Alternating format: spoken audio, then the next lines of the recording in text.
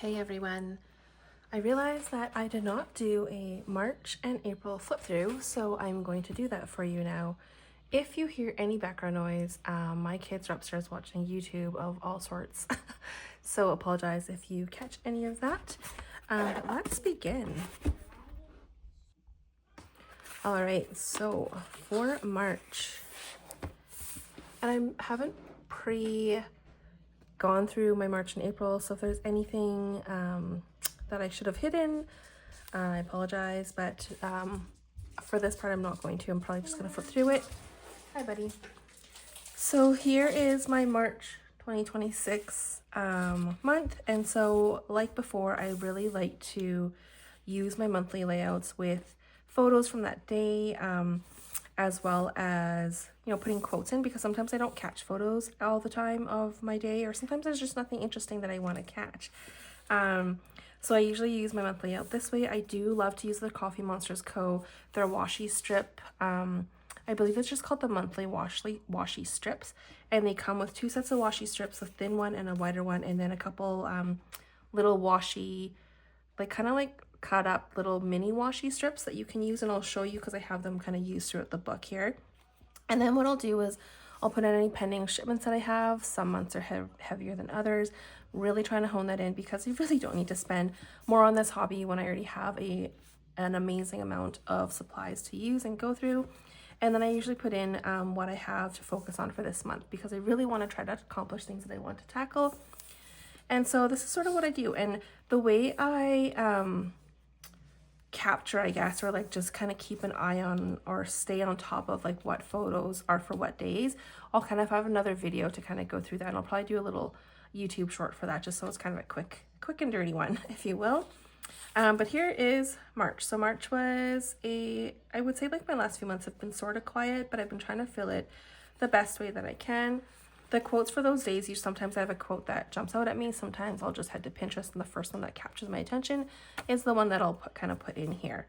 And I just love going through and reading quotes, because I have a whole Pinterest board of quotes, and they're just very motivating, but I feel like they're not long-term motivating. They're just motivating in the moment. So it's nice to kind of reread them and kind of go see them.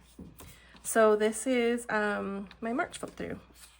So some days I don't have anything because life gets busy or whatnot. I do like to tip in a lot of things, but sometimes I'll just art in there. So sometimes I like to do that. And I would say the Hemlock and Oak, the pages held really well for stenciling. The thing that it doesn't hold up as well for this paper is any sort of wet media, or not wet media. When I use it's almost like a matte medium. It's called nori paste. It's from Japan. When I use that, I do find it tends to crinkle my pages a little bit, but it's pretty minor. So here's the flip through. These are washi tapes. I can't remember the brand. I want to say it's All in Create. I might have gotten that name wrong. I will put it into the video for you to check out. But basically it's a washi roll, and you pull out the strips, and the strips match up to create an image. I think they're super cool. Lots of really creative people put these to lots of creative uses, and they're also great for layering and mixed media and stuff. But I just kind of like to use them for the image itself. This is an amazing artist, David Popa. If you don't or haven't heard of him, please look him up. He is amazing. He uses all natural products from the land or from the earth, and he creates these beautiful paintings using those products. And they basically with normal, you know, erosion, I guess you will, they eventually just kind of erode in time, and usually within a few days. So they're very transient art pieces, but it's beautiful. He did this set here in Abraham Lake in Alberta. Just stunning. So definitely, and this is another series that he did as well. I don't remember where it was. These were off of his website. I believe these were free mobile shares, and then this was just off his website that I captured here. I wish I could afford one of his prints right now, but that will be something I covet one day. And then this is International Women's Day, so I just used my washi tape that I had, this PET stuff from the washi tape shop, to make a little layout. I thought it was very fitting with a bunch of different women. Do wish there was a little more diversity in the selection, but that's okay. And then, yeah, and then it's just a bunch of writing. little tip-ins, some drawings, washi tape. This year I discovered a couple bird meats, and that probably sounds really aging myself here, but the bird meats I find, they're just local bird supply stores, would you say, bud? Yeah, local bird supply stores kind of host them, and they bring in injured, rehabilitated birds to kind of help, you know, educate the public on the type of bird it is and sort of why it's there. And these birds serve a purpose to kind of help promote education and awareness to kind of help prolong and not, you know, make sure they don't become endangered species. So I thought it's really cool. So we got to meet Callie the prairie falcon here at, I believe it's Backyard Birds. It was also Pie Day, and we always have pie on Pie Day. And then trying out some, you know, sometimes I'm in theme, sometimes I'm not, but trying out some new headers, which I really enjoyed. So I've actually been using this kind of header for the next few pages, or the next pages here and there, because I really enjoy the way it looks. And then again, just sometimes I have thoughts on top of thoughts, sometimes I don't. This was a stamp set from Stampin' Up! From the Paper Pumpkin series kit in March. Again, some more tip-ins. This is a Coffee Monsters. My friend Rob, he sent me a few different, I feel like they're seasonal Coffee Monsters Co. vellum. And so I'm not quite sure what to do with them. So I thought I might just tip them into each of my seasons. So this one's for spring. So I'll kind of tip it in kind of the first day of spring, which is March 21st, I believe. So eventually I'll tip that in. And then I have the other seasons as well that I'll tip in throughout the book. So again, when I have lots of thoughts, I have more things. I think it goes like that. And then this is using my Caran d'Aches to watercolor my book, which I love. The Juno Awards. This is Joni Mitchell, I believe, that was inducted into, I don't remember, the Hall of Fame, Music Hall of Fame, or I can't remember, Lifetime Achievement or something like that. And then my son got new shoes, and so I did a little rendering of them for his outdoor soccer club. And then some movies and me trying out the new, I had a fountain pen friend in one of the fountain community groups I'm in on Facebook send me a sample of the 70 GSM Hemlock and Oak paper, because I really wanted to try it, because what I am missing from the, I think it's called the Heritage 120 GSM paper, which is what this is in this Daily Duo, is the ability to show off the fountain pen properties, or the fountain pen ink properties. And so this sort of allows me to test out all the mediums that I can in the future. If I decided I wanted a different book from Hemlock and Oak, I can kind of pick accordingly. So I was very thrilled that this 70 GSM turned out and worked beautifully. It has the same kind of crinkly feel as Tomoe River paper once it's kind of like had some, you know, pen and whatnot laid onto it. So I really enjoyed that. So hopefully, and Hemlock and Oak is listening. Just kidding. But I would love to get a Daily Duo, I think, one day in the 70 GSM. Right now, I believe the new set that I ordered for 2027, which sounds crazy to think of since we're only in May. But the 2027 Hemlock and Oak that I ordered, the Daily Duo, is in the new Archivist 120 GSM. But it's supposed to hold or show off the fountain pen ink properties. That's a tongue twister.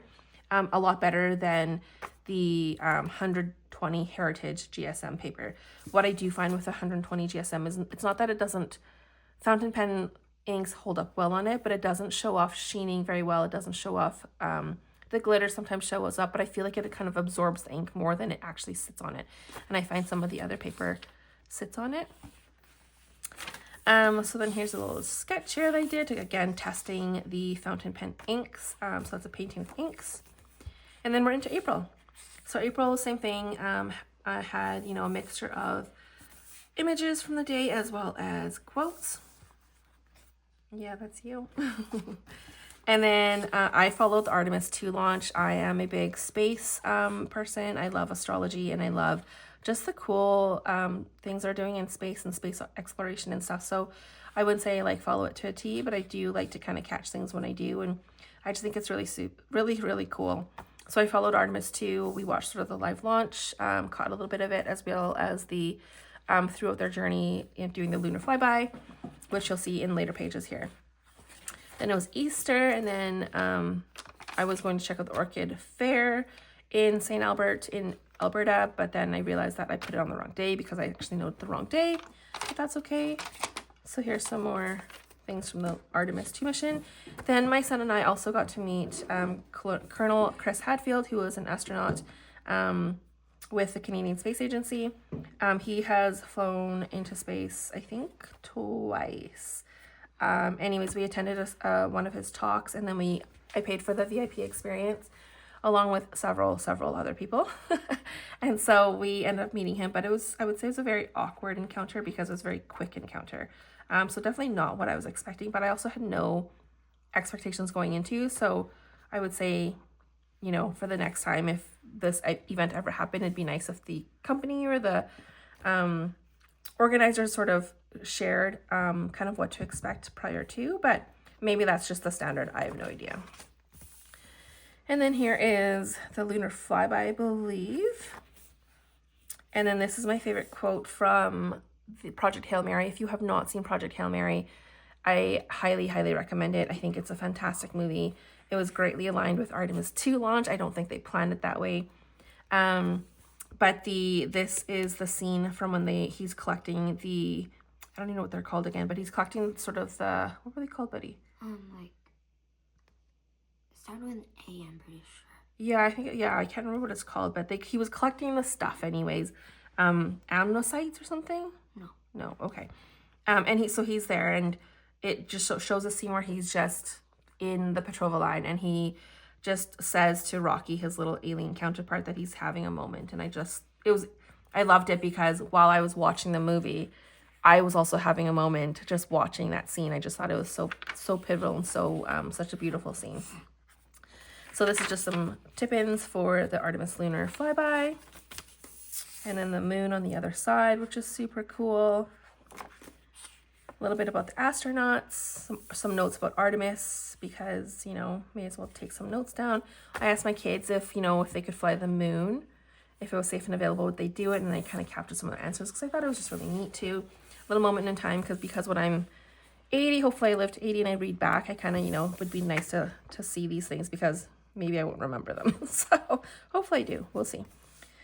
Here's a little Rise guy that I tried to draw. This is the little plushy mascot that an 8-year-old actually drew and submitted and won. And so they designed and made this little plushie that went into space carrying, I believe, a bunch of names. I can't remember the number of, but it carried a bunch of names into space. And apparently you can, with every mission, you can actually go onto NASA's website and submit your name, I believe. And I don't know what other details.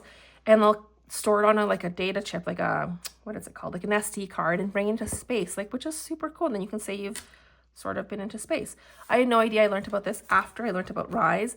And so the next mission, which I think should be coming up in a couple years. 2030, we're planning on going to Mars. Yeah, so I think there's a mission between that. Like 2028, 2027. Yeah, so hopefully, that'd be cool to kind of keep an eye on that.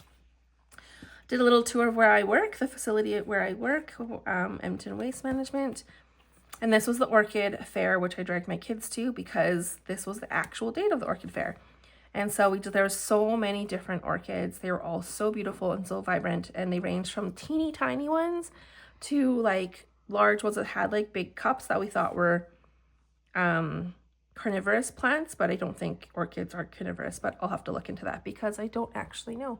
Yeah, buddy? What was your favorite flower in this photo? My favorite flower? Yeah. In this photo? In this one. Oh, in these photos? Yeah.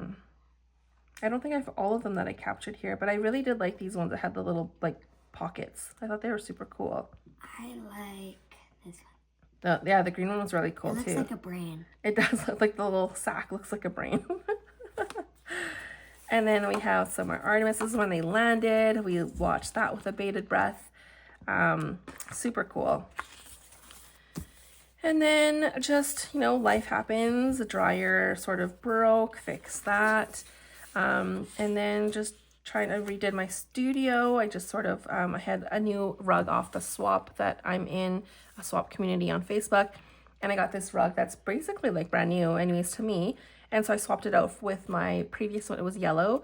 And so now it just looks more cohesive and together. And so I plan on changing this wall up to be an art wall. I kind of host, or not host, but I put up or hang up art from my son. I hang up some art from myself or from one of my sons.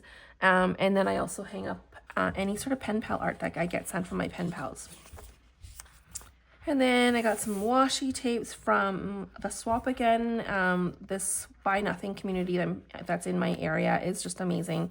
All sorts of good things come out of it. And I also share all sorts of good things on that swap as well, because it's a give and take. And it's nice to repurpose things and find a new home for it without it going to waste, because honestly, there's so much waste in this world. And I know I'm contributing to myself, but I think, you know, I can do my part where I can, and that's the, you know, the best that I can do, and try to limit my, you know, curb my spending and really be more intentional, which I know is very, very hard these days, especially since everything is so consumer centric. But we can all, you know, our power, I guess, in our purchasing power is within our control. We can use our voice, I guess, through how we spend our money. Anyways, this was my YouTube reflections in here. So I like to sort of kind of capture, not so much as like a performative thing.